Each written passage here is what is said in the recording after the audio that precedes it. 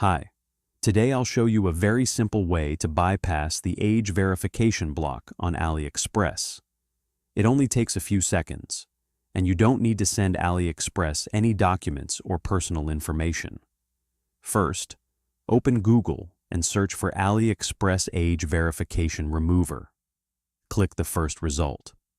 On the website, choose the correct link for your browser. If you use Chrome, click the Chrome link. If you use Firefox, click the Firefox link.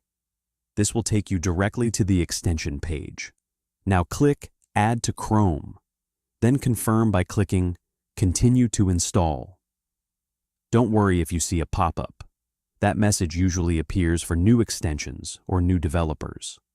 Once the extension is installed, go to aliexpress.com and search for the items you want. You may notice that some products are blurred.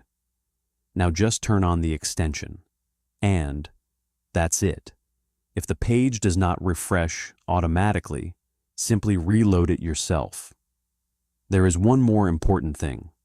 Sometimes, when you add one of these products to your cart, AliExpress may show the message, "This item is unavailable due to age verification restrictions."